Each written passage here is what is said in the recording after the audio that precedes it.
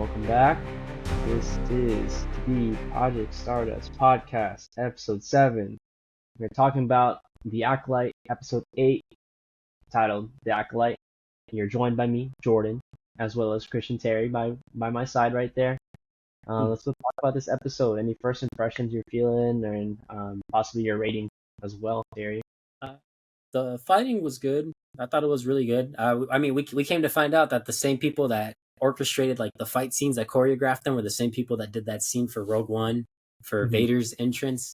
So that to me kind of makes me think about all the other people trying to talk smack about the fighting. It's like, well, you guys really like the Vader entrance, that's something that they did. It's not just like some random nobodies, But for my rating, I would probably give this episode. I'm gonna say 7.5. I'm really borderline like that 8, but also that 7, because it ends with a lot of questions for me and stuff. What about yourself? What did you think? First impressions for sure. Again, like you mentioned, the choreography and fight scenes, I thought they were very on par to what I expected and what we've been accustomed to. So I've enjoyed it. Rating wise, definitely a 7 out of 10.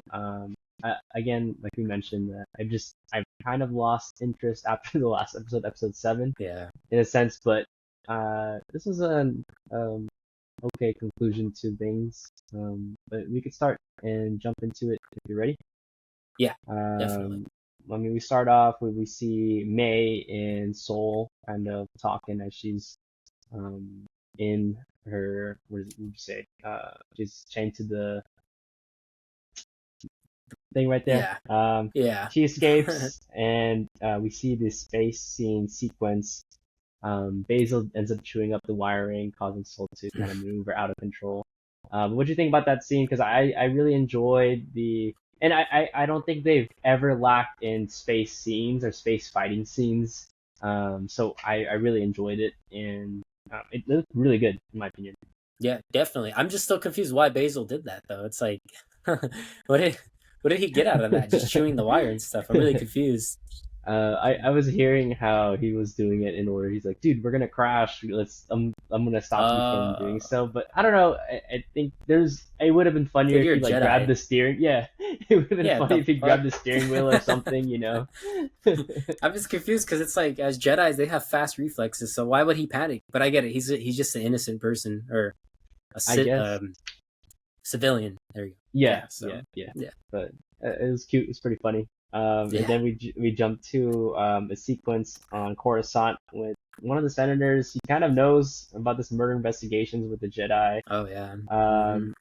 What do you think about this? I did enjoy that it was kind of a theme of like separation between church and the state. Kind of thing. But what do you think? Because I was hearing, we've had time to digest this episode and see even what people have thought too. So people were saying, oh, how does he know about it, and like Yoda doesn't, kind of thing. So what do you think? Well, I didn't think about that part because the whole Yoda thing still, but that senator part, I thought it was cool. Like, I thought it was funny because I don't know. I just think it's funny that it's just some random senator just pops up and he just knows everything about the Jedi perfectly and foreshadows the crap out of it. And he's like, yeah, I'm worried about your guys' emotions. And it's like, what the hell? I'd be like, who the hell are you, bro? Like, how do you know this so well? Like, I don't know. But it was interesting, though. I did like what he told her because he does have a point. But my only problem with it is just like, who the hell is this guy? He just came out of nowhere and just gave a great speech and then did, like, I don't know. Did I feel it was necessary? Not really, but I guess it really shows the theme of the episode and like why Master Vanestra does what she does, when we'll get to that right now. But yeah, I guess the senators have always been a problem with the Jedi. So no, never mind. I'll say that for later. But yeah. What did you think about that? Well, thinking of it now again, I think it's kind of cool how not cool, but it's interesting how maybe there's a snake in one of the Jedi temples kind of leaking information to the politicians or senators, right? So I just thought of that. It might be a cool concept or idea that's probably occurring, especially in this time. We do see now Osha and Kamir leaving this unknown planet, and then you get a little cameo right there. Just a little Plagueis. Yeah, What was that your was reaction? I interesting. saw it. I saw it. And my genuine reaction, I was like, "Oh my gosh!" Like I screamed out, like, "What the heck?" What did you think of this? And like, how'd you react? Because I was like, "What? They actually did it." Yeah, so you're gonna laugh, but the first time that happened, I like dropped my water, so I didn't see that scene. So it wasn't until after I watched the episode and I saw on Twitter, and I was like, "What the hell? Plagueis was in this?" And then I rewinded it. And I'm like, "Oh, that's cool. I guess like that's interesting." So I'm just like, "Okay, cool." So I'm guessing he has nothing to do with Kamir. I was thinking about it, and I was like, I wonder if he was because I don't know. I was confused about what Leslie said. Leslie was like, "There's a master, there's an apprentice, and then there's an acolyte." Like there's always I don't know. Obviously the rule too, but still. So I'm like, okay, is Plagueis the master to the stranger Kamir, or he has no idea about any of this, and he's like, like I sense the Force. But if he sensed the Force, how the hell did Yoda not sense the Force? You know? Yeah. But yeah, it's interesting. What I do you mean, think? who do you think trained Kamir then? Finestra. I think he just Oh, and he yeah, just because kind of it practiced. he just went on his own path, really. Like I Okay. think he doesn't know what it means to truly be a Sith, maybe because even he didn't know what to deny it for. This isn't me like defending the show or anything, but this is just me just with my being Thinking. logical. Yeah. Because in that one episode where he's fighting and killing everybody, he's like, "You may consider me a Sith." And that doesn't necessarily mean he may align himself as a Sith, which I mean, supposedly he does, but going against the Jedi Order automatically marks you as a Sith. So, Okay. So you don't think Plagueis is Plagueis training trained him. him at all?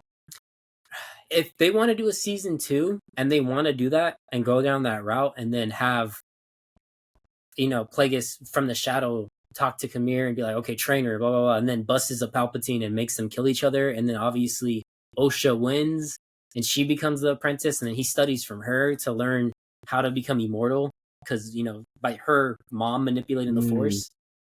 But I mean, who knows? Because we got that tease too in the beginning of that episode where she puts on the helmet and she learns how to do the stuff that her mom did.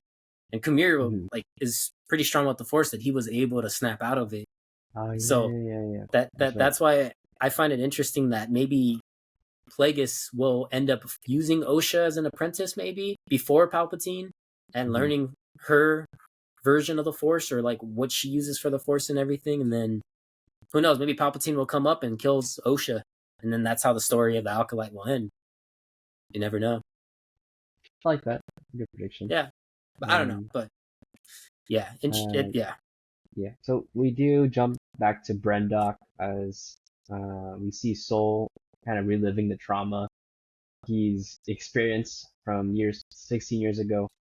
I, I, again, my only gripe with the show was just that everyone's reason for doing things just didn't feel as faithful or strong, So, but him kind of revisiting like the bridge where he had to choose between Osha and May, that was cool for me because it was like, oh, that was one of the big decisions he had to choose, like, and he did choose one of them, Yeah, So, yeah. What'd you think of that part too? I mean, yeah, I thought the same thing immediately. I was just like, okay, well, kind of confirms what I've been saying. Like, he really did just choose. He wasn't trying to save both. He was just like, well, I'm just going to save Osha. That's what it looked like to me. I think, I don't know. I think it's just weird. Obviously, he knows Osha was special, and he felt a connection right away, and then he felt the attachment, like he had major attachment to her, which is kind of weird to me. Like, I don't know, the whole episode felt a little weird, like after that fight scene, and then they talk to each other. Well, we'll probably get to that right now, but yeah, his reminiscing was really interesting, though. You could tell he's a very guilty, or he felt really full of guilt and like survivor guilt kind of situation. Yeah, definitely. Before we jump into the big fight scene we really want to talk about, I just wanted to mention Osha versus May's fight. I was laughing with you about this because it was funny how they kind of were in sync with their fighting when they've never trained with each other for all these years. I mean, if anything, their training was trying to figure out the force and this power between each other, but the fighting and wise, it should have been completely different. And I just thought it Yeah, was funny. because I could see people make the argument, well, like we're the same person. Okay, I totally get that. But my thing is that she got trained by Jedi, so their fighting skills are different than an assassin's fighting skills. Not everybody has the same fighting skill. That's what I'm guessing. You know what I mean? Like, unless in Star Wars universe, there's one fighting skill, which is like a kung fu looking fight. You know, compared to our world where there's like a bunch of different fighting styles. So yeah, you're right. It was kind of weird how they were able to do that. It gave me a lot of yin and yang vibes for sure. You know, I just thought it was a little cheesy that they made the full switch. You know, Yeah, it was just so again, easy. yeah, I agree with you. I think it happened. It feel like it happened so soon. Yeah, There wasn't any gradual like, oh, I see hints of it. It's like, oh, she just got pulled towards it. So, super um, soon. within that scene, you even see Osha kind of feeling all this emotion as she's fighting her sister. Mm-hmm. And then heading into the big fight sequence, we definitely wanted to. I know we're going to spend a lot of time on is Kamir versus Soul. Um, what was your reaction as you saw this on screen? Because I was just, I was kind of like holding my breath, kind of just trying to Yeah. lock in and see what I'm watching. Nah, it was good. I mean, I thought it was really good. You can see Soul's skills compared to Kamir's. Kamir's is full of, anger and hate and everything. And you got Soul who's really smart with his moves and he knows how to fight really well. And then they have that like funny slow mo scene and everything. Um yeah, no, it was just a really good fight. I like that fight. I did like that little transition they had where both girls kick and then the lightsabers are like, Oh, that was awesome. So Yeah, that was pretty awesome. cool. I was like, okay, I'll give you guys props for that. You know what I mean? Yeah. I did want to highlight with Soul kind of does jump back off of the platform bridge area. He flies back and then he dodges out of the way. I don't know. People thought it was cheesy. I enjoyed it, and I was like, "What's the complaint here? You guys do it in the video games as well, where you're just always That's dashing true. away." So I That's was true. like, Yeah. and another awesome part of the choreography was where Kamir loses his secondary lightsaber. He tries to force grab it, and then the camera kind of pulls back away as Soul, That's gets it true. out.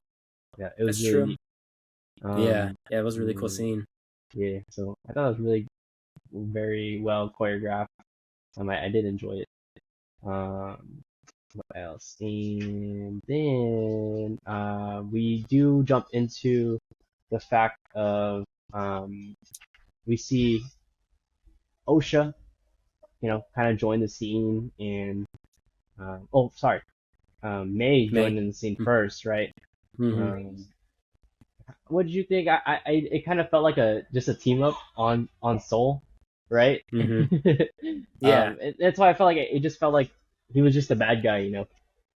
Yeah. No, it really does that. It has that effect where they were trying to just trap him to get him to spill the information when you have Osha around the corner. Um, yeah, that's the thing where I was just like, okay, I totally get that. But my confusion with all this is that yes, okay, I can understand Osha getting angry and everything. I just don't understand how she wouldn't learn from the Jedi Order itself that using the Force, because I mean, she had the same training as a Padawan and everything. That using the Force and everything is just like kind of sacred, like you appreciate life. You don't try to like create life and everything. Everything lives, everything dies, everything breeds. It all gets reused, kind of situation. I don't know. I was just kind of confused why she was so easy to turn. I get it's your mom and everything. Totally get it because we have Anakin who did that. But I, I don't know. It was just really weird. It was really different. It was different. But who knows? Again, I gotta like rewatch this and then really learn from every episode. Now that all the episodes are out, like we have said before, it's like a giant movie. You have to watch all of them. Because waiting once a week kind of throws me off sometimes. Where I'm like, okay, what does this refer to? And then with the writing, it feels like you have to really refer back to like, oh, in this episode they said this. And you're like, oh, okay, well, I guess like if you really analyze it, it makes sense. But at the Mhm. same time, the lore behind all this is just really different, or maybe not different, but everybody has a lot of questions about this. But again, Yeah. it is set 100 years prior. but still, yeah. Yeah, and like I mentioned to you before, I don't feel like there's a lot of conviction with these characters. So, I mean, I know there's a lot of characters, but we have, from in my opinion, I think we've grown attached to characters that were played well, to the best of their ability, like Soul, right? For Yeah. example, even Kamir, I definitely the two highlight characters of the show, you know. But we kind of see their intention and why they do things, you know. I mean, Yeah. the only thing was with Soul, it was kind of weird from the episode 7, but that's besides the point. But I'm just Well, saying there's not a lot of conviction with these yeah. characters and why they do the things they do, you know, Do in you my opinion. did you feel weird about the Soul scene where OSHA basically chokes him out and he's like, I'm sorry, like, you know, he apologizes and does all that, he begs her and everything. Yeah, Yeah. So like I liked it and everything, but I felt like it was really different because to me, what I got out of it was that was like Soul's weakness, OSHA. Like right away, that's his weakness. Like he submitted, he accepted that he was gonna die. He still loved her, even though she yeah. killed him. Like he wasn't angry. He was like, "Oh, I can't believe you betrayed me. I know I did this, but it's this." No, and that's why I was like, I mean, I get what they're trying to do because obviously he had this weird connection with her right away and Yeah. everything. But And kind of the reason why he did the things he did led up to his demise in general, right? So the thing that he wanted, he did it all kind of himself. the thing he wanted kind of led to his downfall. Yeah, definitely. Yeah. I would be okay with it, and like we mentioned before, just her turning to the dark side was so sudden. You know, we didn't even see it in episode 1, 2, even when we weren't really enjoying what we were seeing. She was good. She wanted to save people. She wanted to help people. She like, I don't know. It was just really weird to have all that, and then to be able to change your lightsaber from red to blue or blue to red so quick. And obviously, yes, the comic lore is the only lore that we have where we see them manipulate the Force, and you know, boom, they bled it, you know. But then you got Dagan from Jedi Survivor, but he also takes out his Kyber crystal and he bleeds it super fast. But the reason behind that is because he was full of hatred. Like he automatically already knew in his heart that the Jedi were bad to him, that he didn't want to have anything to do with that. So I agree. I don't have a problem with the Dagan thing. My only problem with OSHA is that we didn't see her really use the Force. I guess we see her use direct contact, but it was just weird to me because if we're going to use direct contact or anything like that, then why wasn't Anakin's lightsaber changed from blue to red when he killed those kids or when he fought Obi-Wan? Yeah. I don't know. That's just what I think. Don't get me wrong. The Kyber crystal was exposed. I get it, but I don't know. I just didn't. It just felt really weird. It just felt like, okay, well, like what you said, she wasn't someone full of hate.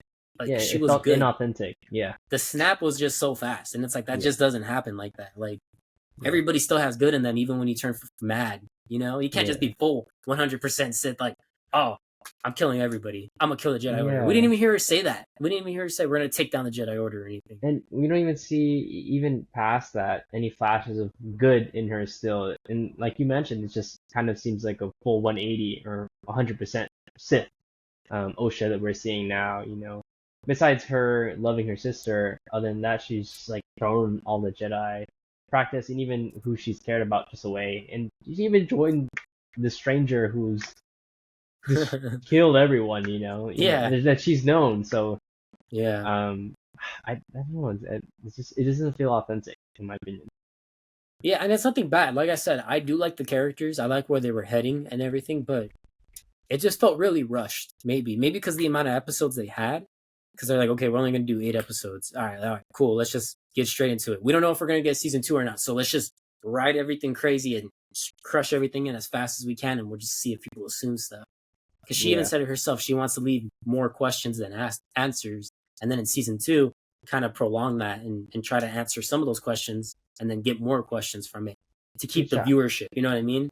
Which I don't really appreciate. I always reference the Mandalorian just because I feel like it was done perfectly, you know. So when we did get Moff Gideon at the end with the Darksaber at the end of season 1, it's like, oh, like who is he? Where does he come from? How does he get it? How did he get it? You know. So those are questions that I'd love, like, you know, us to come up with and think about versus us trying to piece together stuff just for the sake of us understanding the show. Right. It just feels like that. It feels like we were left with the pieces of the puzzle and we have to put the puzzle together to make the picture, which is okay, but to this extent, it's just kind of, I don't know, it's just kind of weird. And that's why I'm like, does it get a season 2? And if it does, where does it go from here? Honestly, because whatever our predictions are, sometimes they may not fall through. Definitely. And then with the ending scene where we see Camille mind wipe. Yeah. Oh, that definitely that. Crazy. Okay. What'd you think about that? The mind wipe. Yeah, like he just Men in Blacked her. Like I'm just confused. I'm just confused why that's even a power that they have. I'm like, why do they even have this power? That's insane. Like I get it. 100 years ago, different types of Force users, different types of Force in general, different ways to use it. Things get lost throughout the years and stuff, but that's just crazy that they added that and then that it worked. And then that weird little hint that Vanestra had with May too, where May was like, hey, like I'm gonna need you to help me get my apprentice, and blah blah blah, which kind of confirms, Camille was her apprentice because they sense each other. You know that weird sense where he's like, he's like, oh, she's here, and he just dips. I know he's like, ooh. So he's like Magneto now, I guess, where he blocks his thoughts, like Xavier kind of thing. But I was just like, I'm like, so season 2 is it gonna be now? It's gonna be flipped, and now May's gonna be the Osha again, and now Osha's gonna be the May. Yeah, and then like what would May kind of find herself? Oh, this is my sister. This is our bond and everything. You know, it's gonna happen again. It's gonna be like I can't kill her. And then what are they gonna do with Camille's lightsaber? Is he gonna make another lightsaber? Like that's another dumb question, but I'm just curious. I'm like, oh, okay, cool. Like, is he gonna make another lightsaber? Like, and then we do end with the episode where Camille and Osha are standing, and he puts his hand on her hand with the lightsaber. Yeah. What do you think? I've been talking about this just because I never felt that the dark side fully was about love. So, in a sense, for my understanding of what I've witnessed was that when they do turn, it's just more like a seek of power. So I would have loved it if Osha was like, okay, let me betray him in a sense where I could get more power. This is a theme I never really enjoyed ever since when I saw it introduced in The Rise of Skywalker with Kylo Ren and Rey. I was like, dyad, and then their love. I'm like, I don't know. But again, like I mentioned, that with this dark side ideology that I've been exposed to and seen, I've never seen it as, oh, let me join this for love, or lust. It's more been power hungry, in my opinion. Yeah, no, I do think. Okay, here's my point of view of this. I don't, even though it may look like they like each other, because I'm trying to have it. I don't know. It sounds stupid, but I try to look at it innocent. I don't look at it like, oh, relationship, this and that. I think Camille got what he always wanted. He wants an apprentice, really. So he wanted to be the master. He wants an apprentice, like an acolyte. He wanted somebody. Because, I mean, I'm guessing just being a bad guy just means you're alone. So that's what it just seemed like. So I was like, okay, cool. Like he wants to have that somebody to share with and pass down whatever he learns, or So when I saw that, I don't know. I don't know if they're in love. Who knows? I mean, we talked about it like in episode 6 where it's pushing her I've seen the interview. I've read the interviews that the actors of Camille and Osha they've said that they saw it and they played it as a love between each other. Oh, okay, yeah. Then I guess it's a love thing, like attachment. I guess it's supposed to just really show that like they're Sith and they're attached. They have attachment. I don't know. Yeah. That's crazy to me. But yeah, you're right though. So right. See, to me, I don't know. What do you think? Yeah. I'm not a big fan of it. Well, I'm not either because I feel like the way that she wrote the theme of Star Wars, like in her head, like what she thought the theme of Star Wars is betrayal. When it's never about that. Betrayal happens a lot, yes, with the Sith, and then obviously with Anakin when he feels betrayed and he betrays everybody, kind of thing, But betrayal is a very big theme, but I don't think that defines Star Wars, which I felt like she tried to do that with the entire show, to make it that way.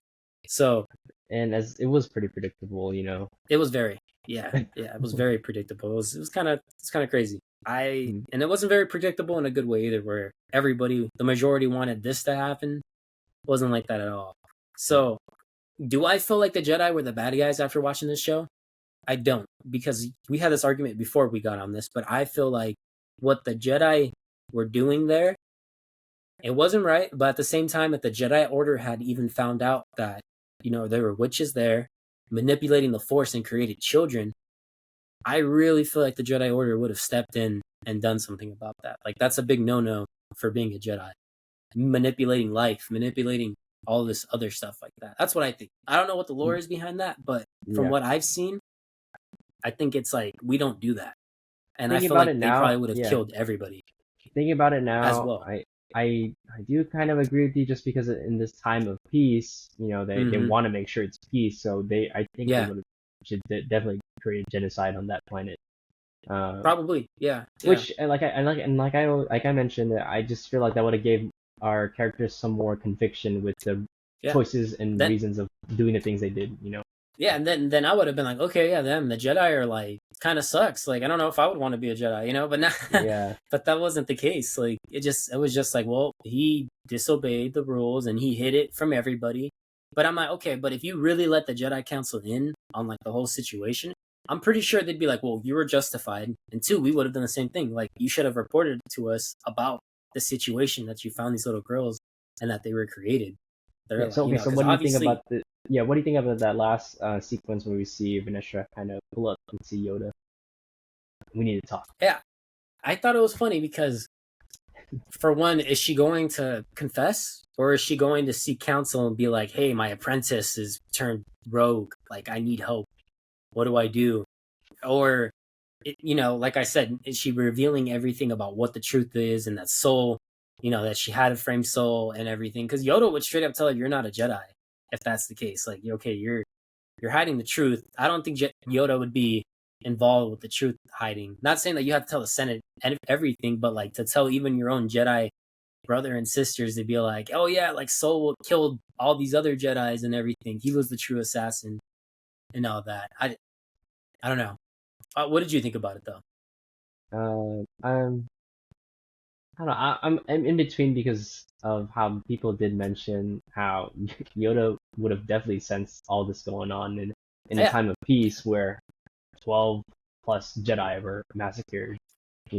Some slight disturbance in the Force. But then I also kind of agree that he only felt Order 66 because it was a galaxy-wide massacre, genocide of the Jedi. So I don't know. I'm kind of on the fence about it, but like you mentioned, I think it would be cool if she does seek counsel with Yoda to try to find her apprentice, in a sense of I think it might be that. I don't think she wants to tell him, but I do think, looking back at Clone Wars and everything, because if you think about like all the Jedi that have died in Clone Wars and everything, like obviously we don't see Yoda and Mace. We're like, oh god, this Jedi's dead. Like, we gotta go help him.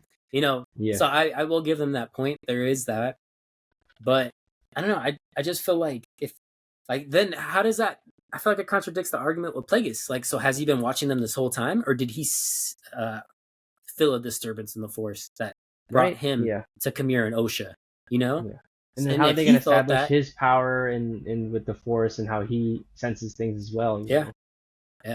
I need to read the Plagueis book, because I need to know how he concealed himself from the Jedi, because all the other Sith users hid themselves. There's there's another Sith Lord out there too. So there's a couple. So that's why I'm like, okay, how did they hide themselves, like, from the Jedi? Who knows? As we head to the final moments of our show, I do propose a question. Do you want a season 2? Is this for me or for the comments? For you. Oh man, I don't know. I don't know what I want. I will. Will a season 2 happen? Maybe. Do I want it? I don't know. Do I need it? I don't think I do. But if they want to make it, I'll watch it. That's really where I'm at right now. Because it's just different right now. But like I said, hey, if it's a whole bigger picture, and then they, Plagueis kills them all or something, or kills Kamir, and then Osha becomes his apprentice, and then he learns from Osha and everything, and all this full circle stuff happens, and then Palpatine comes in, kills Osha, becomes his Padawan, or Sith apprentice, excuse me. I'm for that too. Like, I am really for that. And who knows, maybe the Acolyte just doesn't have to be about the girls. It can eventually become about Palpatine and Plagueis. Who knows? But yeah, what do you think? What do you feel? Um, I'm I don't know. I just feel like they've already established got a lot of things out of the way that we already just head to Sith lore of what's going on at this time with maybe even Plagueis, maybe getting more Plagueis around. Again, like you said, it's hard. I just feel like there's a lot of feedback that they'd be able to improve the show even better, heading into Yeah, season 2. definitely. Um, Yeah. It's salvageable. It really is. I mean, I'm not saying it was a totally bad season, but like, was yeah. episode 7 necessary? It wasn't necessary. Mm-mm. Where there's some things that happened necessary? No, there was a lot of things that happened that wasn't necessary. But yeah, that's what I feel. I just feel Yeah, like that's what I was trying to mention is they that can I think fix it. all the bluff and stuff is out of the way, the fluff. Mm, So I think we head into more convicting ideas and even more convicting scenes, in my opinion. yeah. Um, anything else you'd like to mention before we close out? No, I just think that after this whole thing, now that the Acolyte's over, I guess we'll just be talking about weekly news of Star Wars, video game reviews, maybe just different things. Yeah. See what's going on. Definitely next week we're gonna try to probably head into some more debatable topics of the Acolyte just to wrap things up. But we'll see from there, and definitely mentioning news that we've seen throughout the week. Definitely. Um, we have enjoyed doing this. 7 episodes deep, Terry. It's pretty good. Yeah. Yeah. I'm really happy where this is heading. And I love talking Star Wars with you every week. I think we're gonna close out right now, though. I think that's enough for us today on the Project Stardust podcast. But this has been episode 7. We appreciate you. Thanks for tuning in, and any activity that you may provide with liking or even leaving comments. We do appreciate it. And yeah, thanks. Thanks for the support. All right. See you guys.